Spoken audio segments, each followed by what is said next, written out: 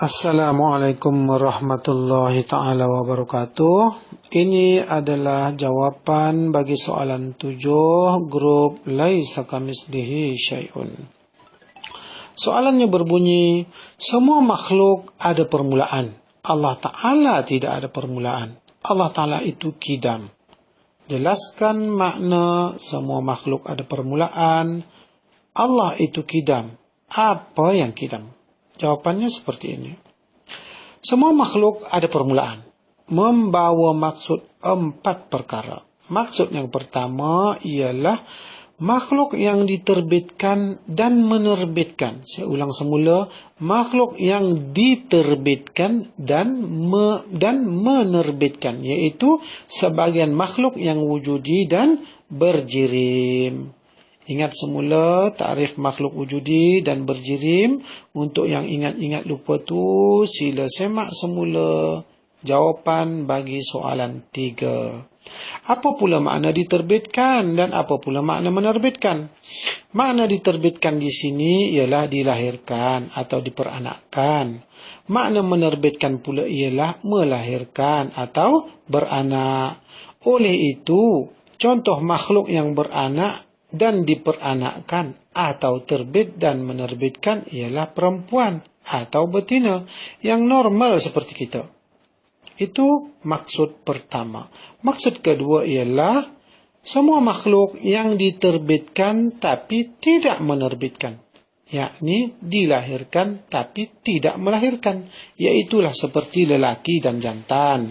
Diambil dari itu, maka dua kategori makhluk ini dikatakan ada baginya 8 arah atau 8 dimensi yang disebut dalam bahasa Arab sebagai jihad. Bukan jihad tapi jihad. Ejaannya J-I-H-A-T, bukannya J-I-H-A-D, tapi J-I-H-A-T. Itu. Jadi 8 jihad itu ialah kiri kanan, atas bawah, depan belakang, dan luar dalam. Itu maksud kedua. Maksud ketiga ialah semua makhluk yang tidak diterbitkan tapi menerbitkan. Contohnya ialah isteri Nabi Adam alaihissalam, iaitu Hawa.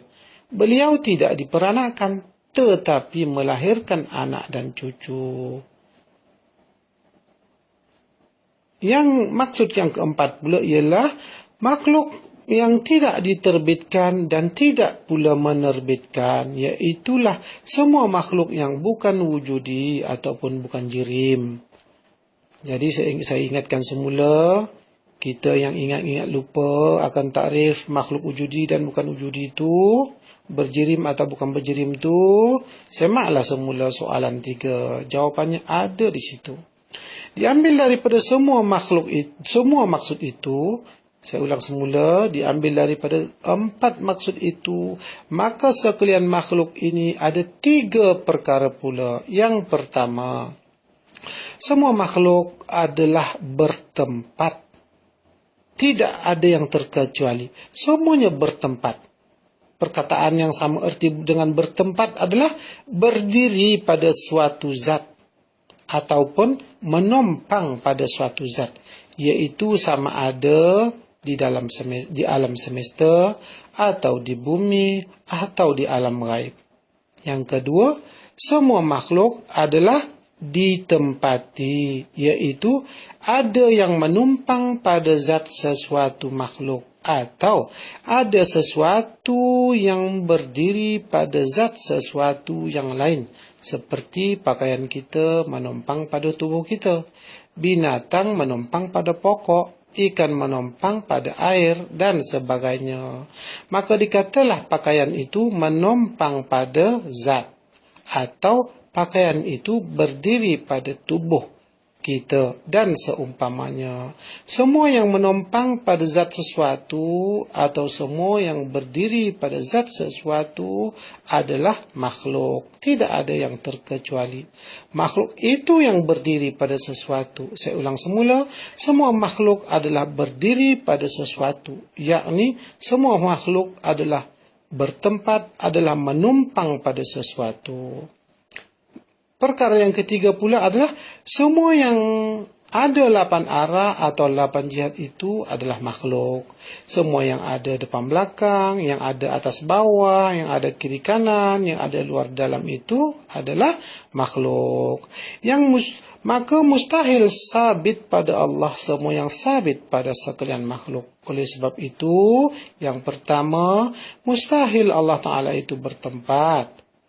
Yang kedua, mustahil ada yang menempati Allah, atau mustahil ada yang menempati zat Allah, atau mustahil ada yang menempati sifat Allah, atau mustahil ada yang menumpang Allah, atau mustahil ada yang menumpang zat Allah, atau mustahil ada yang menumpang sifat Allah, atau mustahil ada yang berdiri pada Allah, mustahil ada yang berdiri pada zat Allah, dan mustahil ada yang berdiri pada sifat Allah.